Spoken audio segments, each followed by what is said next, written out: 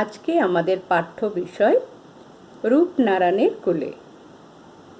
এটি নেওয়া হয়েছে শেষ লেখা কাব্যগ্রন্থের থেকে। এটি শেষ লেখা কাব্যগ্রন্থের 11 সংখ্যক কবিতা।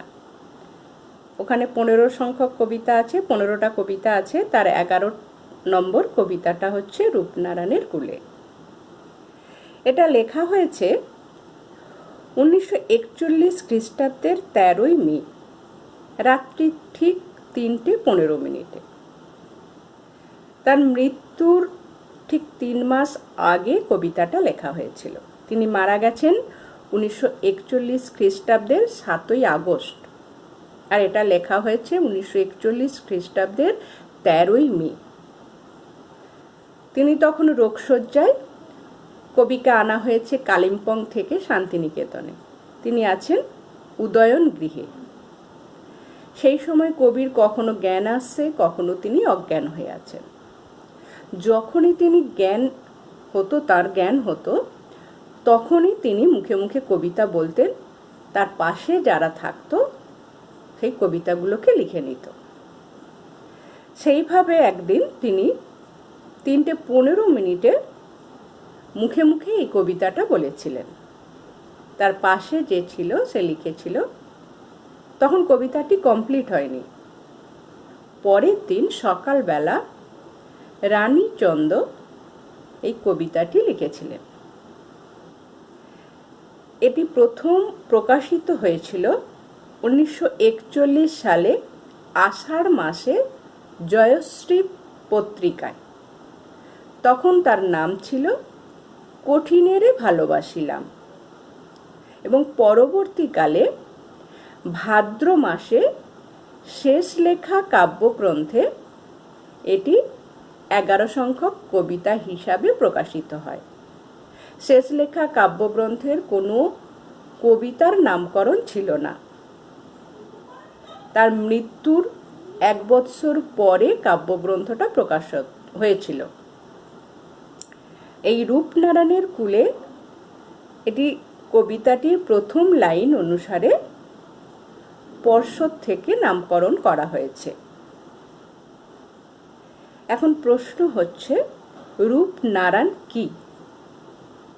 কবি বলেছেন, রূপনারায়ণের কোলে জেগে উঠিলাম।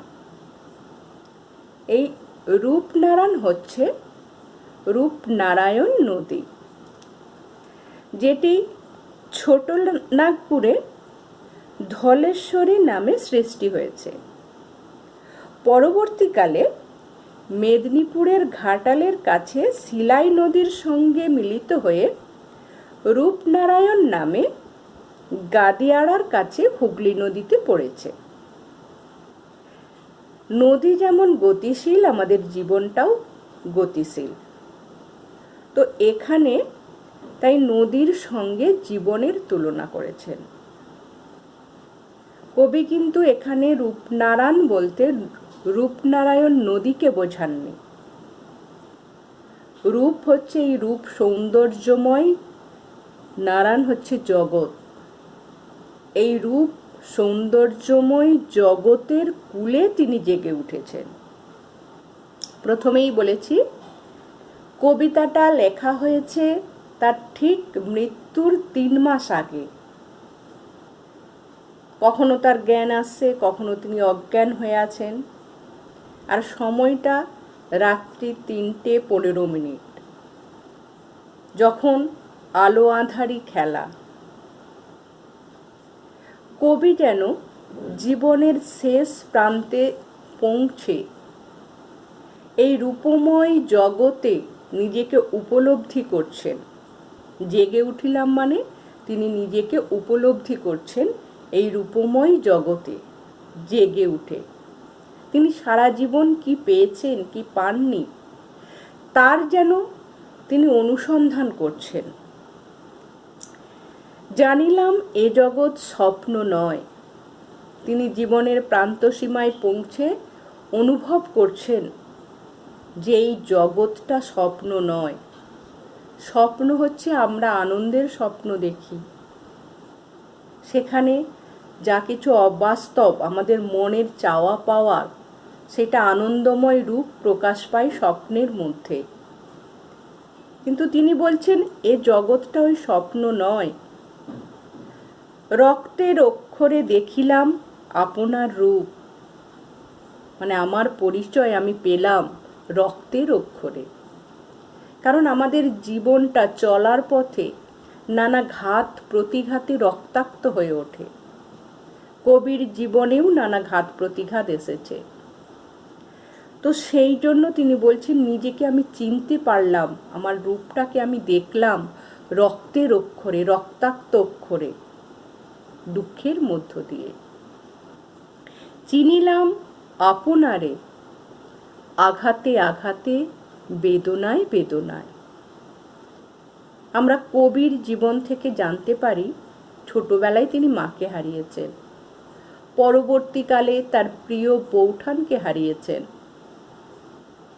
এবং তার স্ত্রী, বাবা, নিজের দুটো মেয়ে, ছোট ছেলে সবাই তাকে ছেড়ে চলে গেছে। শুধু ব্যক্তিগত জীবনে নয়, তিনি এই সমাজ জীবন, রাজনৈতিক জীবনেও তিনি নানা দুঃখ পেয়েছেন। তিনি আমাদের এই ভারতবর্ষে ইংরেজরা যে অত্যাচার চালিয়েছিল, জালিয়ানওয়ালাবাগের হত্যাকাণ্ডে তিনি এতই মর্মাহত হয়েছিলেন, নাইট উপাধি ত্যাগ করেছিলেন। যতীন দাসের মৃত্যুতে তিনি প্রতিবাদ স্বরূপ কবিতা লিখেছিলেন এবং সভ্যতার সংকট প্রবন্ধ রচনা করেছিলেন দ্বিতীয় বিশ্বযুদ্ধের সময়ে। তাই তার জীবনে নানা দিক থেকে নানাভাবে দুঃখ এসেছে, কিন্তু তাতে তিনি ভেঙে পড়েননি। সমস্ত দুঃখকে দুপায়ে মারিয়ে তিনি সৃষ্টিশীল ছিলেন।